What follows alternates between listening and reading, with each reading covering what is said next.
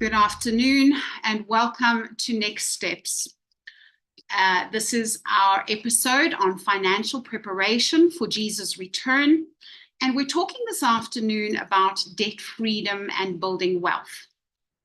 We're running this over 2 episodes, and I'd like to ask that we just open with a word of prayer. Our Daddy in heaven, what a privilege to come and just chat about something that is very important in your word, which is how we are good stewards of what you bless us with. Father, today we pray that your Spirit will give wisdom and insight and guidance that will be of practical and spiritual help to all of us for the times in which we live. We pray and ask that your presence be ever with us and that each one of us will be actively working towards your soon return. Bless us, Lord, bless our discussion this afternoon, and bless our panelists and the audience. And may we all be drawn closer to Jesus through this section. We ask in Jesus' precious name and by your Spirit. Amen.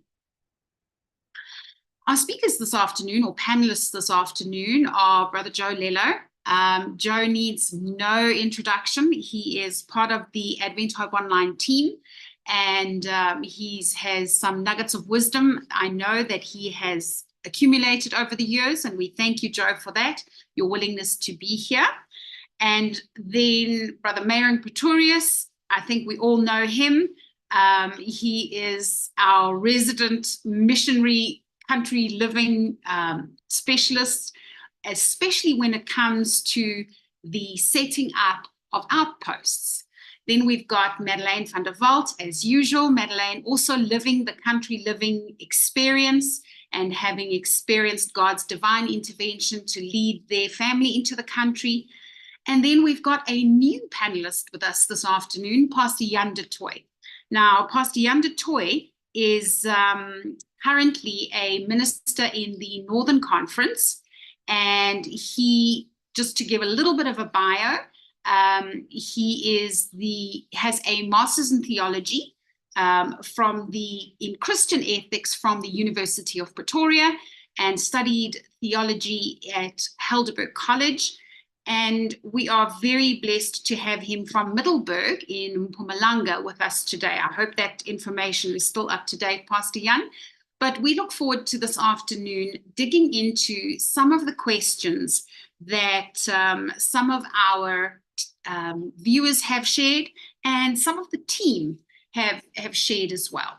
So I'd like to also just introduce once again my co-host, Cecilia Thomas. It is a privilege, as always, to be hosting with Cecilia as we dig a little deeper into some of the things that really matter in preparing financially for the times in which we live. I also just want to say thank you to Renus, who's our technical support, and Marlene. And we look forward to digging into these questions this afternoon with regards to financial wellness for the time in which we live. Our first question this afternoon, and we're hoping to cover a number of them. We've got 14 in total, so that's quite a bit to cover, and that's why we're asking our panelists to be as quick and concise as possible. But our first question in the list today is, we are barely making ends meet to cover our rent, car, and cost of living, and would love to move to the country. Where do we start other than praying, which we are already doing? I know this is a tough one practically, and this is what this afternoon's talk is about. There is the spiritual element and the praying and fasting and ask God's guidance, but prayer is not a substitution for action. And so we're asking, this person is asking, or this family is asking, where do they begin? I'm throwing this open to the panel. I'm sure all of you are happy to contribute. And if you feel that somebody's already said, then feel free to remain silent. Right, Shay, maybe. it's a very... Yes. All right, so I'm going to say ladies first in this. I hear Merilyn and then Joe, and then if Jan and Merilyn want to contribute after that. Shay, we're living in a time where I think financial issues are the order of the day in almost every household. I think most households are feeling the pinch. So one gets to a point where you actually have to ask the Lord to take away any desire for those things which we do not need. Because quite often we have to start separating between what's needed and what we want. Because what we want is very different to what's really needed. And if we start looking between the two and deciding, okay, listen here, Lord, I don't really need this. I wanted it, but I don't need it. I will leave it. And one can find that you can actually save quite a lot by putting aside and making the difference between wants and needs. And most people they purchase things which they want and they don't need. I asked the Lord for that, and He really gave it to me. Now, if I walk anywhere, and remember, when you walk into the city shops, there's so much that just absolutely delights the eye, and what your eye lands on, that you behold, and that is what you want to have. Whereas living out in the country, there are no beautiful shops to walk in and say, oh, isn't that lovely? Oh, I'd love that for my lounge. Or, oh, isn't that car absolutely beautiful? I need to have that new car. Or there's no such things out here. So one's desires and one's ideas and one's wants change. And it's also a matter of prayer that when you do go to the cities, that nothing actually becomes, it tempts you. You know, you pray to the Lord and say, Lord, please take away those temptations. So I think that's an important place to start, is to say, okay, I must really take my list down and decide which one do I actually need. And we can cut down a lot on that and save that money for what is actually necessary. Thanks, Merilyn. Joe? Yeah, so one of the things I think we can also do is go back to the Bible. And one of the good things was that I find encouraging is Moses' final instructions to the Israelites in Deuteronomy. So I'm going to be reading 2 verses out of Deuteronomy chapter 6, verse 5, and this is one that we all know very well. Love the Lord your God with all your heart, with all your soul, and with all your might. But then if you just go on a few more verses to verse 17, which says, do what is right and good in God's eyes, so that he will be good to you. You will then come and occupy the good land that God promised your fathers. As God promised, he will repulse all your enemies before you. So I think when times are tough and go hard, we often need some personal revival. And if you know the Bible and claim its promises, often they do come true. Thank you, Joe. Merilyn and Jan, any comments from your side? I would like to just suggest maybe, you know, I think you need to understand your limitations as well, and your strengths and weaknesses as a person. So myself, I did not grow up exactly how to work with money. Okay, so if you ask me, you know, to be the financial manager of a business or something like that, I'm going to tell you, listen, your business is going to flop very quickly. So, but of course, you've learned certain things in your life, and the first thing is to get rid of the debt, you know, and there's ways to get rid of it. But that's not actually what I wanted to say.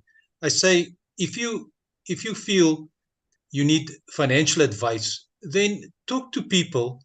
The next step is to talk to people and ask, especially business people that have started from scratch, for instance, to build up a business. You know, talk to them. What was their hardships they went through? How did they make it? How did they deal with debt? How did they deal with this and this and this and this? I don't think we need to be afraid of it. It doesn't have to be an Adventist. You know, just ask people straight about money. You know, if you know your strong point is not finances, because we sometimes in a position that we are in because we don't know how to work with money. So if you want something to know about something, then ask that specific person that you know and can trust, has gone through the process, have a little bit of understanding of it, and just gain that knowledge, while you are thinking in the process, praying about it, and maybe your financial situation can improve. Thank you, Merilyn. Jan, anything from your side? Yes, thank you, Shay. And thank you for the opportunity also to be part of this panel this afternoon. Just maybe a quick correction. I'm still in the process with the masters. I haven't earned it yet, so I'm still in the process of the hard work. Regarding the point on the discussion, I think where do we start? I would divide this into categories. The first category is when I look at the poor class. My mission time in Malawi always comes to mind. The most poorest people in the world that I've ever seen and met are the most happiest people I've ever seen and met. People who live under $1 per day, and they are so happy. So the standard of living is in such a way that they are content with what they have.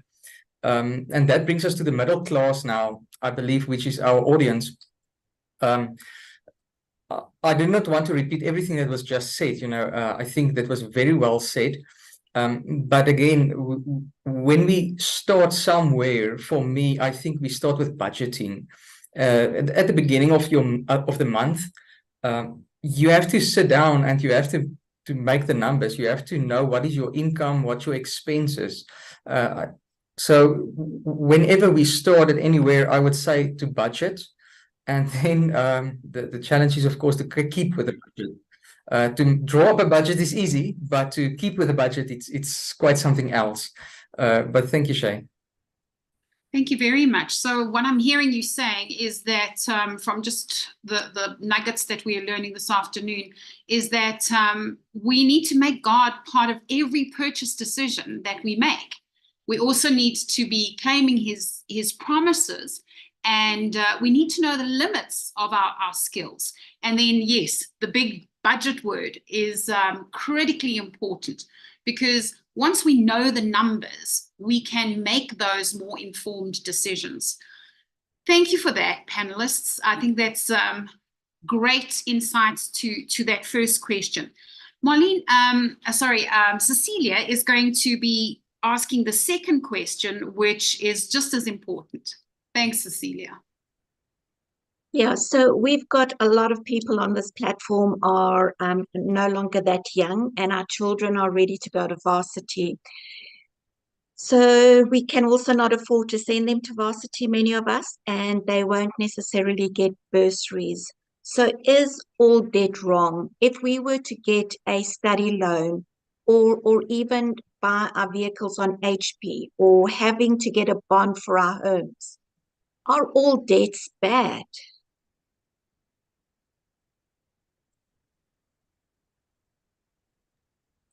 So, Hi, Cecilia. so maybe, Cecilia, if I may take the leap in faith to tackle this question first. So, first of all, maybe I should just put out a disclaimer to my perspective that I put out there. So, from my perspective, my point of departure, I believe that we should live live as if Jesus would come tomorrow or the day after, but we should prepare if we will be on this planet until old age. And that is how I personally apply that, and that's also what I would teach. So is all debt bad? The challenge we have is that we do not live in an economy of 150 years ago. Our economy has drastically changed in the last 150 years. We have seen the effects of inflation, and the effects of inflation have exactly the opposite on cash flow than what it had on debt 150 years ago. So from my perspective, I would say debt is a very good thing and savings is a very bad thing. For the simple reason, if you put up 100 Rand in savings, in 10 years' time, it's going to be worth very little. But if you make 100 Rand of debt today, in 10 years' time, it's going to be still 100 Rand of debt, but the product that you have purchased with that, meaning of course, property. If you have to purchase 100 Rand worth property with that debt, that 100 Rand of property might be more or less 200 or 300 Rand worth. But the debt is only 100 Rand. So if we keep inflation in mind, I think debt is not bad. A debt is a very good tool if it is managed well. And I think that is the problem with society. Society do not know how to manage debt. And again, it starts with budgeting and then on what you spend your debt. So regarding what debt is good, what debt is bad, according to my perspective, there is only one kind of debt that is good, and that's property debt. Any other debt that you spend on any other object or thing will depreciate. If you spend debt on a car, if you buy a 500,000 Rand car, in 3 years' time, that 500,000 Rand will be 300,000 Rand worth, but the debt will remain. So it depends on what you spend it on. I believe, it's my personal perspective, is that you can make only debt for one thing and one thing only, and that is on property. Thank you. Jan, I have to Madeleine. agree with you. Yes, I have to agree with Jan completely that the only debt you should be making is on a house. And even that, one can pay it off so much faster if you're just adding a little bit extra in every month than what the bank is charging you. The bank is trying to get maximum interest out of you. So you want to make 100% sure that you minimize that interest and you pay it off a lot faster. Quite often we set the mark too high when we want to purchase vehicles. We look at that nice smart vehicle and we think that is exactly what I need right now. That's what we'll do.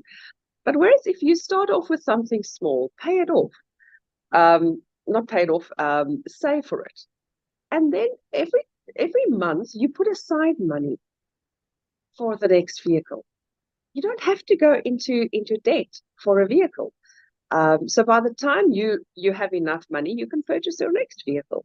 So we have to look very carefully, and exactly as Jan said, we have to make sure we're not making debt for the wrong things and things which are actually losing their value and very, very quickly.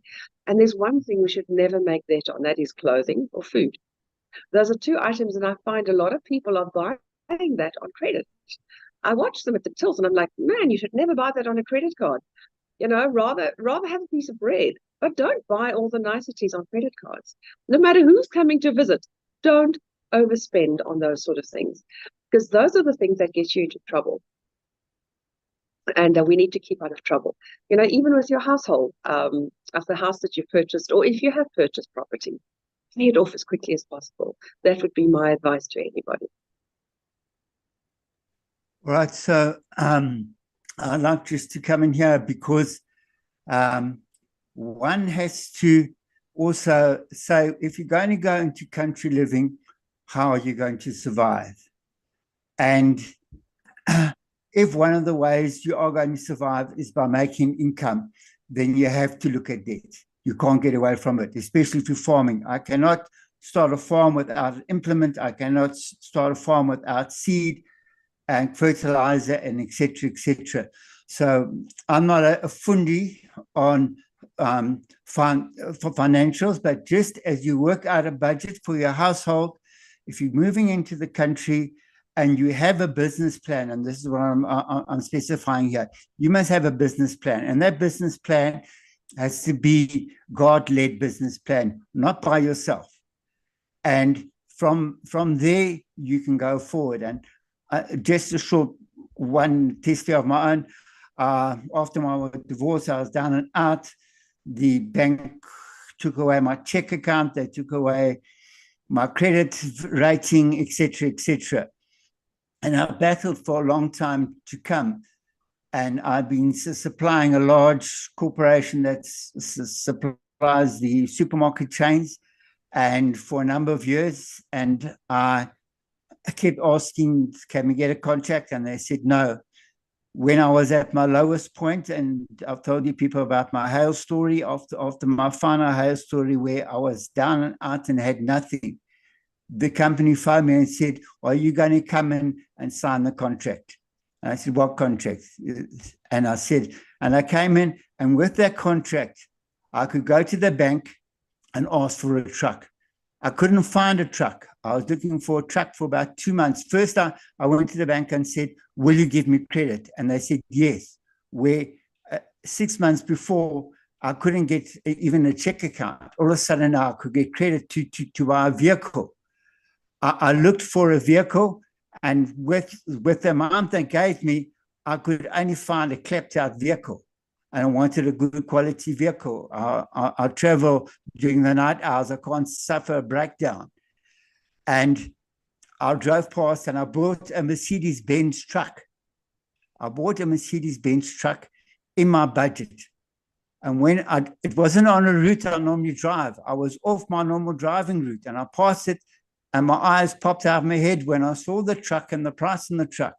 And I went in and I asked the chap, tell me about this truck. And he looked at it and he told me, well, it's got high kilometers. It's one of the courier companies. He traveled to Joburg and Cape Town. They sell off the vehicles when it reaches its 8 kilometers. I said, well, I'm ready to take the risk. He says, full service history, well maintained, good sound company. We sell a lot of the vehicles, haven't had comebacks. So I said, well, I'll find out more information about the vehicle from the transport manager in the company and let me know. On my way home, half an hour later, and the chap phoned me, he said, you aren't going to believe your ears. That vehicle has a brand new Mercedes-Benz engine in it. I said, you can write sold on my paper.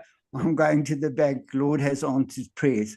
So one has to understand that there's personal and there's business. And if you're moving into the country because the Lord is leading you and guiding you, and you can work out your budget, and he has a plan and a way that you can pay off debt. To get started, you are going to need debt. But as Merilyn and Jan have explained, certain assets which are going to generate income, you need to take a loan for. All right. So when you're looking at a businessman and a plan like that, and if you can have the expertise and people to help and guide you, then you have to look at it that way. Especially as you know, a lot of our people cannot afford to move into the country. But if you have a business plan and it's God-led, take that debt because it's all worked into your business plan. I have to replace a vehicle every 3 to 5 years. So it's worked into your cost. And often you can't do it. Eventually you eventually come to the point if a business grows enough to pay cash for vehicle and plan well, like Madeleine said. I work for an agricultural company. Only when that agricultural company it's one of the largest agricultural companies in South Africa. Only after 100 years, the MD said to me in a meeting, Joe, it's the first time in 100 years we can buy a new farm, and they were buying farms of 10 million up to 30 million a piece. He says it's for the first time in 100 years we can buy a farm cash. So one just has to realize that when you go into farming and country living, debt is there, and if the Lord leads and guides, he will get you out of that debt. It's by his blessings, and we have to accept the blessings.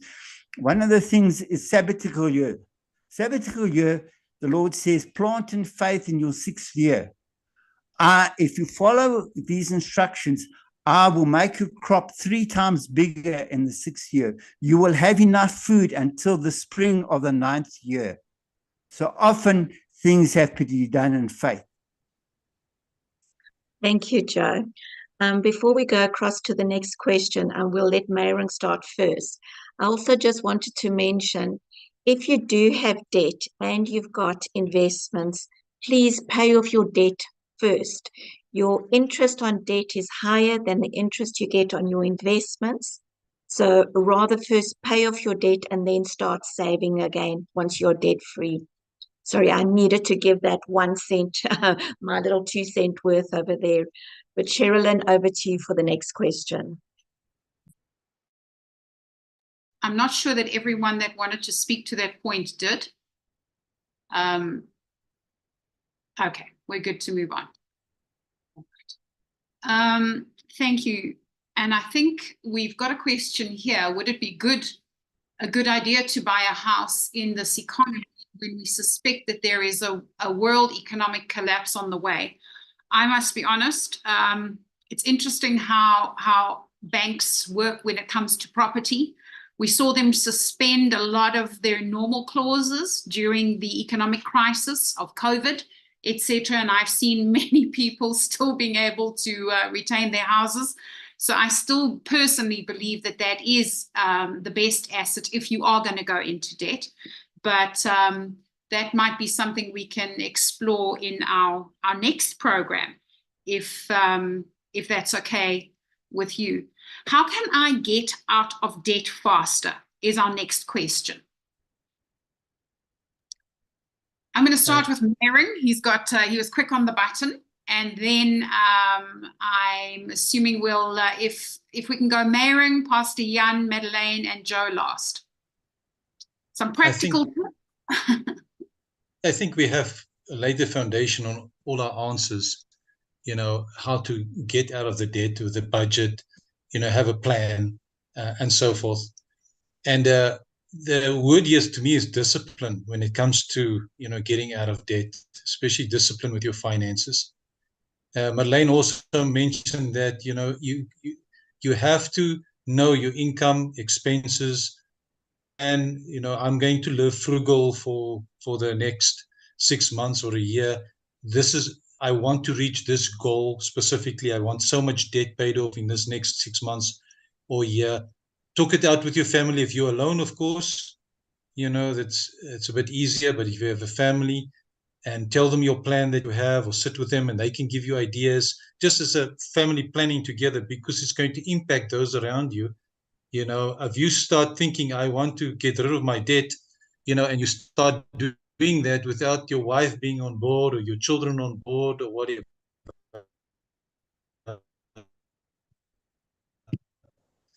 Thank you, Merilyn. Pastor Jan. You may get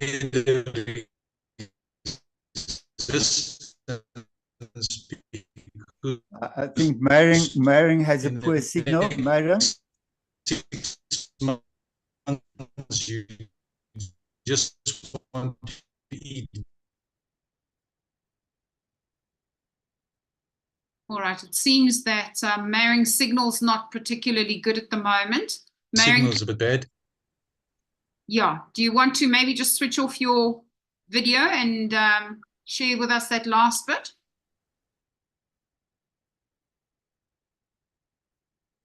Okay, I think let's go to Jan. Pastor Jan? Thank you, Shay. I think the easiest way to get out of debt is to get rid of the luxuries. I think Merilyn mentioned that earlier. Get rid of the luxuries that you don't need. It is not about what you want in life, it's about what you need in life. And it is the bad debt, the things that get us into trouble is not the stuff we need, it's the stuff we want that we don't need. So I think that would be my number one advice is, just to be very conservative in what you buy on debt. Sorry, Merilyn, I see you're back. I don't know those last few sentences. Do you just want to recap that for us? Yeah, basically wanted to say is that you sit with your family and where can I cut? And you'll be surprised, the small things. If you go to a shop and you just buy a drink, for instance, or whatever it may be, if you have the discipline drink and say, okay, I'm going to take this money I want to pay for the drink, let me put this money away and just put it somewhere, physically, that you can see it in the beginning, that you just have the discipline so that you can get an idea of, listen, in this 2 weeks now, I've put money aside that I wanted to buy, and there's already 200 Rand. And that 200 Rand could have been something that you really needed and not wanted. So just as a practical thing that you can do, put that money away. You wanted to buy it, that you can see it physically, you're putting it away somewhere. And when it adds up there, you count and say, listen, okay, now I can see how much I really overspend sometimes on unnecessary things. It's just a practical way of just looking at the discipline. If you're not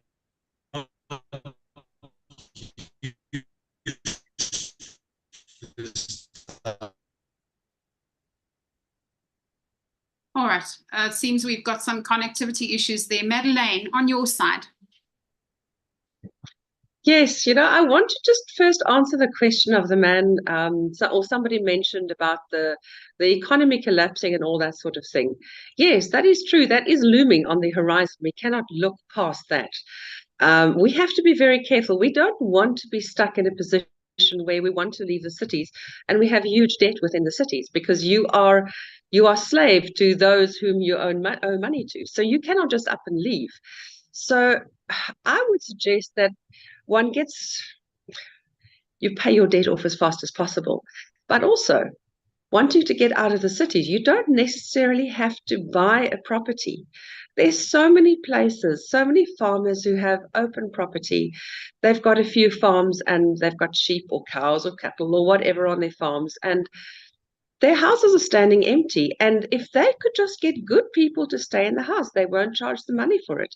Just good people to look after the property, maybe give some water to the cattle or to the sheep at some point in time. There's not huge outlays. They normally will give you a section of land in which you can grow your crops. It won't be massive, but it'll be sufficient to feed you and your family. So those are things that we need to think about. Quite often we look at the point, we don't have money to purchase property, but look at the alternatives. A lot of the people that come together in our group on a Sabbath, they don't own their property. They've just got an agreement with farmers that they can live on their farm, they can feed their families, they grow their crops, they planted fruit trees. It's beautiful to see their places, but they don't own it. They have life rights.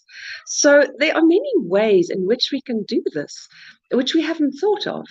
And quite often we need to start exploring these possibilities, because I understand that it's difficult for a lot of people who do not have the funds to do this. But yes, once again, take a look at your finances. Cut costs where you can, exactly what Merilyn was saying, and utilize that money to rather put it to one side. I love the thought of Merilyn, that putting it into a jar or something like that. Say, listen here, that is my jar. Every time I want something and I don't need it, I'll put the money in there. That's what I can start my garden with. I need some irrigation. I need fertilizer. I need, all sorts of things, not your unnatural fertilizers, natural ones, but you still need to spend money on that. Start getting the money together for that, saying, Lord, I'm putting my money together for that right now. That's where I want to go. Show me a space. I'm saving up for that. So whatever debt I have, I'm going to clean it off. I'm not going to go further into debt. And I think pretty soon you will find that you're on your way without even realizing it. Doesn't take much effort, just a little bit of self-discipline. Amen. Joe. All right. So one of the things we've talked about a lot is budgeting. So one of the things that we don't do is you try to work out a budget ahead. What we should actually be doing is writing down all of our expenditures, everything you spend on, because then at the end of the month, when you find that you don't have any money left, you can go back and say, what did I do this month that was wrong? So you don't make the same mistake twice. So other than budgeting, you write down everything. And then you see, okay, this is maybe a sin or a sin tax or something like that. I don't need it. Take it off my shopping list. Okay, so write down all your expenditure so you know where your problems are. Because at the month end, you just say, I'm in trouble. You don't say why I'm in trouble. So you see why you've been in trouble. Okay, the other one that one has to look at, and this is what we haven't touched on. One of our biggest things, and this is what our panelist always talks about, and he's not here today, is what we're teaching our children. That's so important, is to teach our children from the age of, I think, 8 or 10 years old. my parents in our house gave us pocket money, and that pocket money was more than all the other kids got. I had to buy my own clothes. I had to spend my own money on my hobbies and choose my hobbies. I had to start budgeting at the age of 8 or 10 years old. And I started smoking at 12, and it stuffed up my budget terribly. So, yeah. So you learn from those bad habits early. And when you stop a bad habit, if you stop drinking alcohol, if you stop smoking, just as Jan explained, take that money, put it in a jar. I know so many smokers today which have a fantastic luxury holiday just on their smoking money. So if you stop a bad habit and you say, I want to reward myself from it, other than your health, of course, then you can also save up. And I think some of us have missed it. But COVID did have its blessings, and one of the blessings was that they gave us a lot of debt relief. And with me having the mission station in Mozambique and going out there, and donations stopped coming in, and etc., I had to go up on my credit card. I had to go up and up on my credit card. And when I eventually had full-time employment, and I started asking around for debt relief, that they wrote off, first they offered me like 10%, and then I negotiated further and went up to like 20-something%. Eventually I got 40% of my debt written off, but I had to pay it off within a limited period. I couldn't say I'm going to pay in the next 10 years. I had to pay it off in 6 months. So in 6 months, I had no spare money, but my debt was gone, and with 40% off. So look at ways and things like that. And it was basically also a prayer thing. I didn't know how to negotiate these things, and each time I learned how to negotiate better, and went back until God gave me a good offer. So yeah, again, faith and prayer comes in a lot. Thank you, Joe. I really like that tip of doing your own lifestyle audit. It really helps with the discipline of staying on that budget, as Jan has told us.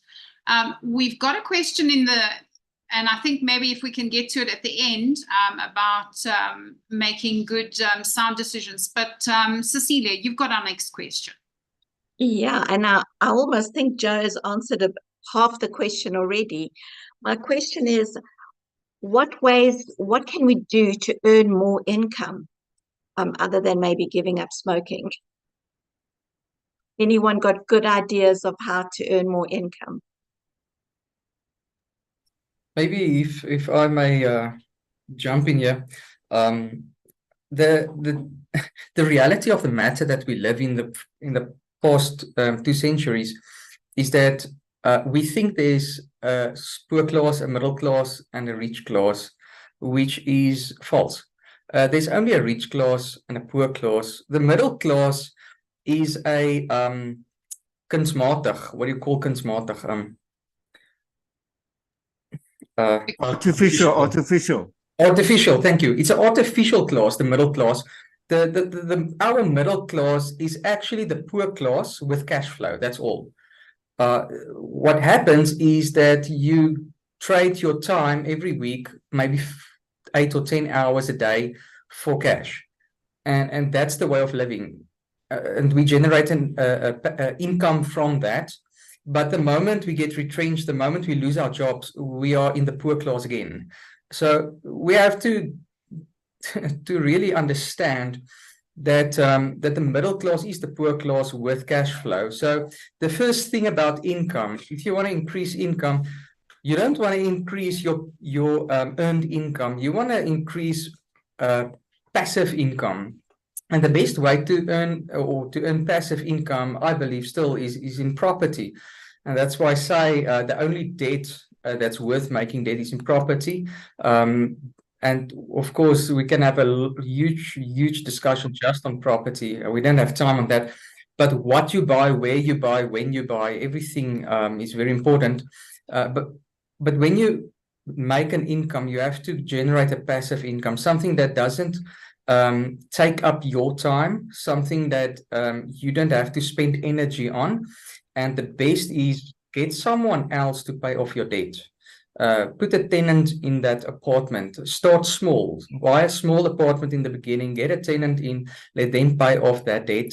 In 5 years' time, the debt would have remained or decreased, but the inflation would have gone up. So if you have maybe saved up 50 or 100,000 Rand, over 5 years, that has decreased, but your debt has remained the same, or if you haven't paid off much yet, but the property value has increased, the rental income has increased. Yeah, if I might just share that. Thank you. Thanks, Jan. Yeah, I definitely agree with you. Joe, would you like to make a comment? Yeah. So one of the things that we have to look at, and this is startling figures. I didn't realize it was so bad. It was on a talk they've had in February at Esquire Radio. How the percentage of people working in South Africa, only 14% are following their passion. Only 14% of people working in South Africa are working in their passion field. So when you're looking at increasing income, if you're not happy with where you are and what you're doing, try and do something that's a passion for you. So if you enjoy baking, if you enjoy cooking, if you enjoy babysitting, whatever it is, rather get a second income, which is your passion. Because if you're doing your passion, it's going to be successful. All right. So with us specifically talking about country living over here, and I'm just going to do a bit of personal testimony over here, is that on my farm this past year, I've had 5 weed eaters, brush cutters stolen. And where are they? They're in the Black Township. In our Black local township, there are more people doing garden services than in the town itself.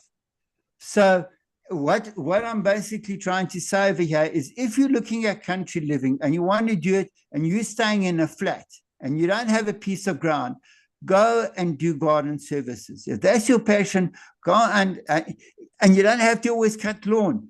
Find out people who want to start a vegetable garden and share the takeoff of their vegetables or something like that. But you have to be an entrepreneur, one thing. And the second thing, do something which is your passion. And if you find what your passion is going to be a greater blessing, and go for it. And that's one way you can earn extra income, plus go on a learning curve, because you might only bake 1 cake a month. The accountant who's in the company I'm working now, she's earning between 30 and 40,000 Rand a month baking cakes, but she does this fancy stuff where she makes cars and shoes and all sorts. But she's earning 30 to 40,000 Rand a month doing wedding cakes and cakes in her extra time, because it was a passion, it was a hobby, and that's how much she's earning. So rather do something that's a passion, and if it's a passion that you can follow Christ with later and live closer to him, all the better. Thank you, Joe. Madeleine or Merilyn, would you like to make a comment before we go on to the next question? Yeah, I think, sorry, I'm just jumping in there, Madeleine. I think doing the market research is also very important, and that second income, I agree 100%. If you can start something with the cash that you have, you don't have to make extra debt or anything. Start very small. But I like the idea of the passion, because if you have a passion for something, you will stick to it and you will see it through and so forth. So start small, try that second income. But I also have a question, and I'm not quite sure if we have mentioned that before, and that is the size of, when you talk about country living, what is the size that you're looking for? Sometimes people are thinking, all right, I need at least 1 hectare, or I need 2 hectares, 5 hectares, or 10 hectares, in what you can afford. So you have to decide what is the size. I can plant on a very small size. I don't need 1 hectare to survive with my family. So that's what people also need to keep in mind when they we think of country living specifically. I don't know if we've touched on it. Can I make a living? What's the size of land? People nowadays live in containers. You know, people buy a container, live in a container. They have these tiny house syndrome. You know, they get out there and you have this tiny house and they live in this tiny house. The rest of the space they can now use for planting and surviving. You can actually survive on very little. You know, if you really think about it. I've been here in the country, you know, and the more I plant, the more I eat from my garden, the more I do things, I realize that a lot of the problems is in the mind, because we are used to a certain kind of living in the cities. And then I cannot see myself scaling down to a certain level when it comes to what I wear, what I eat, and those type of things. So it's a very hard, and if you don't make that shift, it's going to be hard for you to make the move. So there's just something I just want to mention together with what we're saying here, is that you mustn't think in your mind, I know I have to afford a hectare of land before I can make a living or do country living. That's not necessary. I'm sure there are towns in South Africa still where you can find I'm talking about small little towns or places where you can find for reasonable money as well. So yeah, that's just a little bit of extra input I just wanted to put it together with.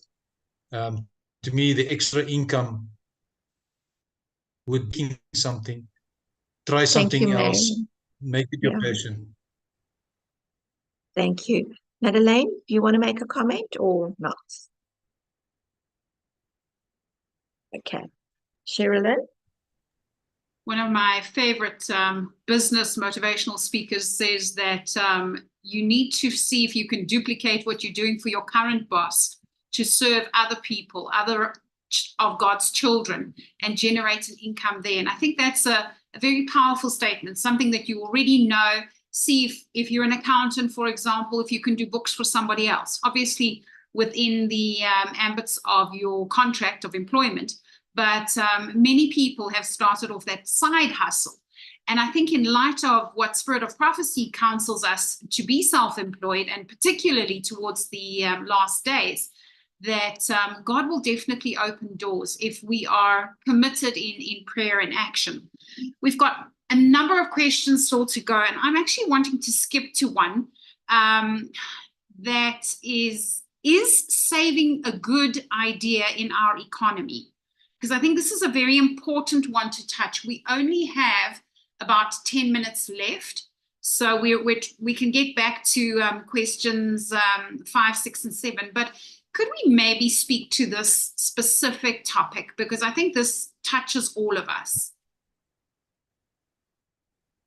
Shay, yes. I think Pastor Jan has, in a way, answered that question already. When it comes to looking at rands and cents, it makes no sense at the point in time because of inflation to save your money. Now, that sounds like bad advice, but you know what? We are told to put our money where moth does not destroy and rust will not destroy it. And it starts putting it, you know, I was thinking about this a while ago, and I realized that we need to start putting our money in God's things. We need to start investing our money, because that's where our money will grow. We see the growth, and I'm not talking about growth on earth. I'm talking about our rewards will be up in heaven. And we need to change our mindset about how we spend our money and where we're putting it. You know, the Lord has impressed me recently that I need to start a whole new project for him. And it doesn't make any financial sense to purchase a piece of property now in a little town, but it's not for me to live in. It's from where to do the Lord's work. So we have to start thinking very, very differently about how we invest. It's going to cost me money initially to put in there, but because I'm living simply, I'm able to utilize more money for God's work than what I need to use for other things. I don't need fancy clothes to go and work in. I don't need a new fancy car to impress my neighbors with. Most of my food comes from my planting in my garden. So I'm not purchasing massive amounts of food out of the shops. So I'm saving a lot of money that way, and I'm able to put it in the Lord's money, in the Lord's work. So we really need to rethink our finances. Put your money in God's work. Invest in God's work. Forget about putting it in banks. Banks are going to fail. Economies are going to collapse. But if your money has been invested for eternity, you will have eternal rewards. And we must never, ever forget that. Thank you, Merilyn. Very sound advice. Merilyn, do you want to speak to that?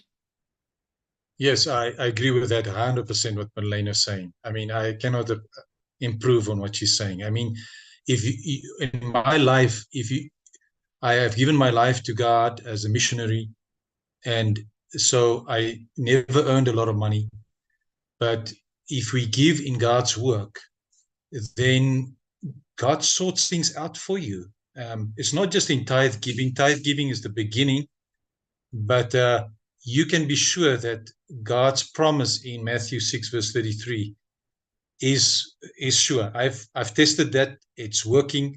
So we're always worried about having money in the bank. You know, it's more complex than when Paul was living on earth and he was traveling, making tents, and when he has enough money, he carries on and he puts everything into God's work, and everything that he's doing, you know, it looks like the economy is getting more complex and more complex by the day, and we're struggling to make decisions, and Satan wants to bind us in all these type of things. But we need to think, okay, what am I going to spend now? Does it have eternal value? And then from there, make your decisions. Thank you, Merilyn. It reminds me of Nicodemus, who had enough money to feed the nation of Israel for a number of years, but spent all of it on the spreading of the gospel. Pastor Jan, and then Joe. Yes, thank you, Shay. Maybe I will answer a couple of questions in what I would want to share next. The first thing is when I mentioned that saving is a terrible idea, I mean long-term saving over years. I think that's a terrible idea. Short-term saving for a couple of weeks, couple of months is a good thing, you know, save for something you really need. But the other thing that I want to share, I'll try to make it as quick and simple as possible. Advice that I received, and I've been applying that in my life for a number of years, and it's been working quite well, is to live on debt. Now that sounds very strange. All right, so to use debt on your day-to-day living, I think is the best thing we can do to get a very good credit score as well. So what actually should happen is when we purchase property, as we mentioned before, don't go big, don't buy a massive place, buy small. You have a lot of debt at that moment. I think Merilyn also mentioned earlier that if you pay extra on that, it makes a tremendous effect on your long-term interest that you would pay. So what you need to do next is you take a credit card and an overdraft. Sorry if I mentioned numbers on Sabbath. I don't find a problem with that, but if I offend anyone, I really apologize. But I'm just using standard numbers now. So let's say your base income is 50,000 Rand a month, and you say, okay, I need to save or put aside 10,000 Rand a month for petrol. I need to put aside 10,000 Rand a month for groceries, and I need to save more or less 2,500 Rand a month for vehicle maintenance, and I need to save 2,500 Rand a month for school stuff for the children and so on. So that's roughly 25,000 Rand. Then my advice would be to take out a credit card of 25,000 Rand credit, and then you take out a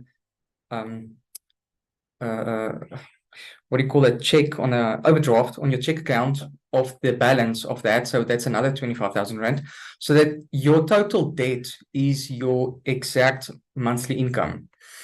So what you would do now is that suddenly when that happens, the bank would say, congratulations, now you have 100,000 Rand to your disposal.